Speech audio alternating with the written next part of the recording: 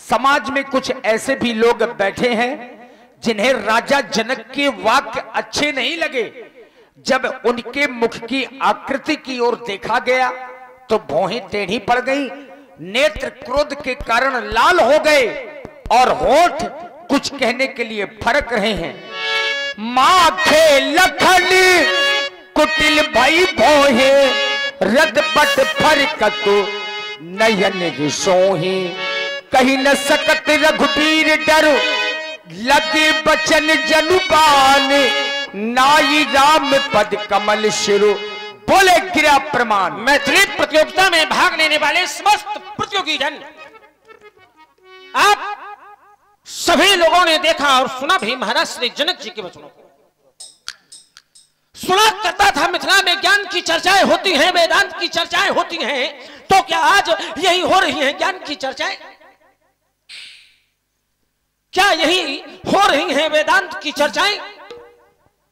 जनक ज्ञानी की घोषणा भली बात सुनी, अवजन को मैं खे भटमानी, वीर विहीन बही मैं जानी।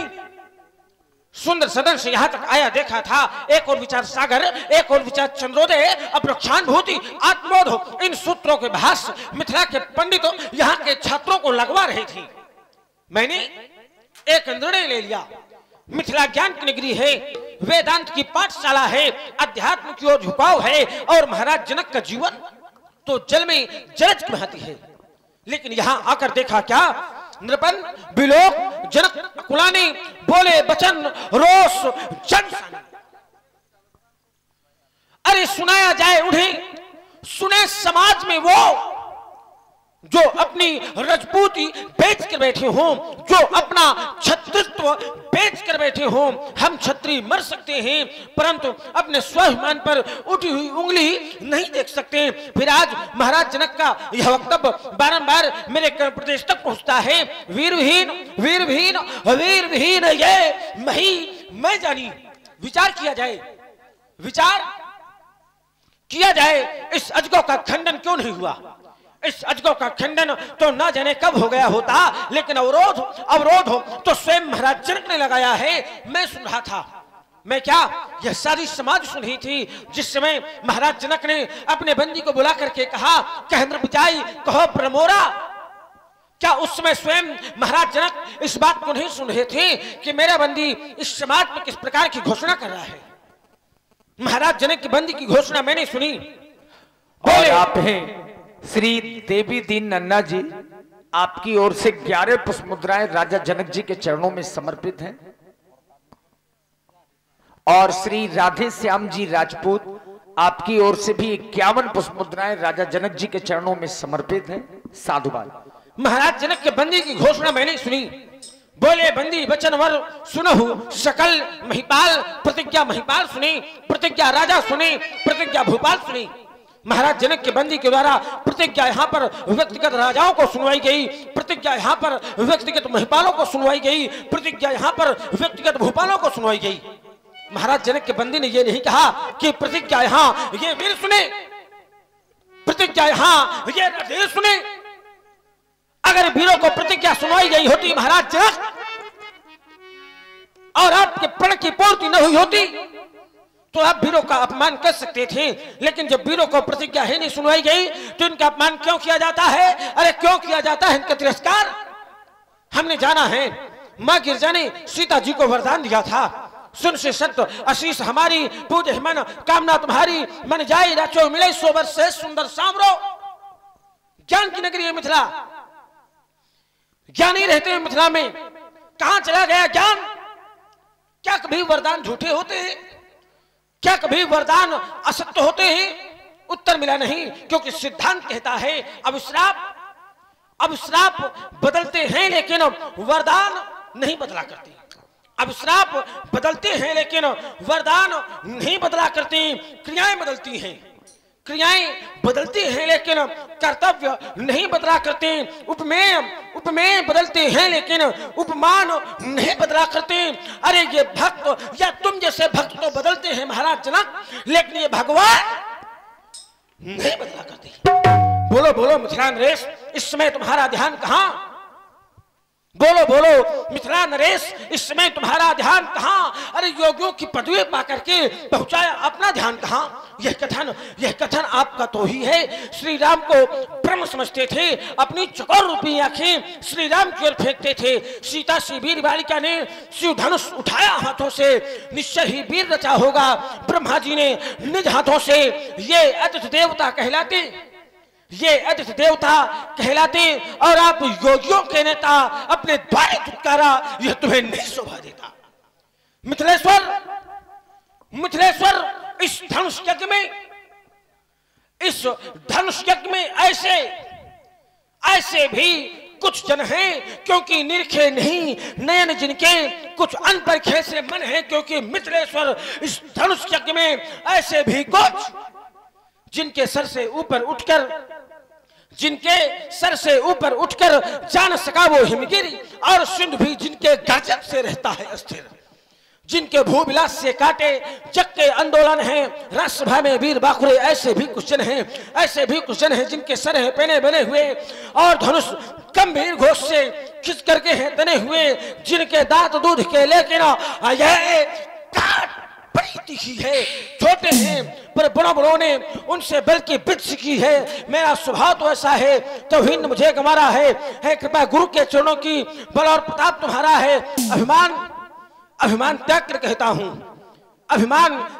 कहता हूं, आदेश आपका पाऊं मैं, तो ये सड़ा धनुष की गिनती में सारा उठाऊं मैं, कच्चे घेर समाने से दम भर में फोड़ फाड़ डालूं, बरसाती मूरी की तरह चुटकी में तोड़ काट डालूं, जल को थल कर दूं, ले उतार सितारों को सुरमे की तरह पीस डालूं।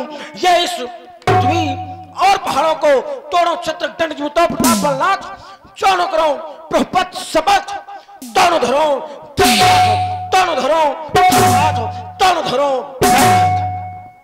बढ़िया से ओढ़ लीजिए। लक्ष्मण जी ने क्रोध किया, ये धरती कांपने लगी। लखन सकोप बचन जे बोले, जगमगानी मही दिग्गज डोले। अब राम जी ने जाना कि इतना क्रोध अनुचित हो जाएगा, तो केवल इशारा किया, और इशारा को देख करके लक्ष्मण जी बिल्कुल शांत हो गए। से नहीं रघुपति लखन निवारे, प्रेम समेत तो निकट बैठारे। प्रेम से अपने छोटे भाई लक्ष्मण जी को समझाया कि इतना क्रोध अनुचित होता है।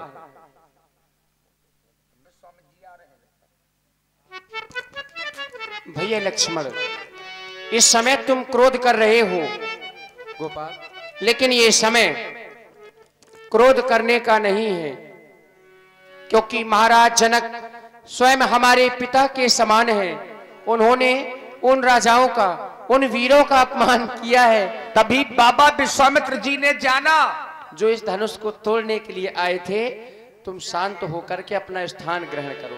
अब धर्मात्मा राम वो समय अब सन्निकट उपस्थित हो चुका है। अब शुभ कार्य में विलंब नहीं होना चाहिए। उठो राम, भंजहु भव चापा, मेटहु तात, जनक परितापा। उठे और भूत भावन भोलेनाथ के पिनाक को दो भागों में परिणत करते हुए महाराज श्री जनक जी के संताप को, दुख को दूर कर दो। यही लाल तुम्हारे लिए आदेश है, जाओ। हमसे जल्दी में तो बाबा विश्वामित्र जी हैं। अरे बहुत देर प्रतीक्षा करते करते हो गया, देखा हमने कोई राजा नहीं चूंकि बाबा समय के जानकार हैं।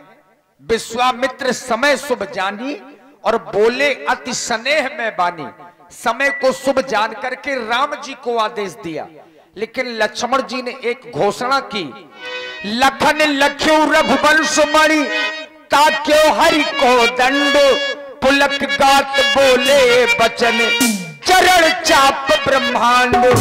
सावधान, दिस गुंड हुकमत अहिकोला, धरव धरण धर धीर नडोला, राम चाहे शंकर धमतोड़ा, हो सजग सुनिया इस मोरा, हे दसो दिशाओं के दिग्गज कमठवारा, तुम सब सावधान हो जाओ, क्योंकि मेरे भैया प्रभु श्री राम भगवान शंकर के विशाल आयुध को दो खंडों में विभाजित करना चाहते हैं। मेरा आदेश है, तुम सब धैर्यता पूर्वक धरणी को धारण कर लो। सावधान सावधान सावधान। इस समय की प्रतीक्षा हम कब से कर रहे थे। चूंकि राम जी धनुष का खंडन करने के लिए जा रहे हैं, इस समय को देखने से पुण्य मिलते हैं।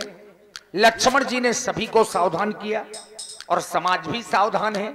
आइए राम जी के साथ साथ चले उस पावन पुनीत अजगो की ओर, जिस समय भगवान श्री राम जी धनुष का खंडन करने के लिए जा रहे हैं। वो समय आपके समक्ष में है, जिस समय की हम आप सब लोग प्रतीक्षा कर रहे थे। देखी विपुल विकल्प देही, अब लक्ष्मण राम प्यारे लक्ष्मण रामा भजो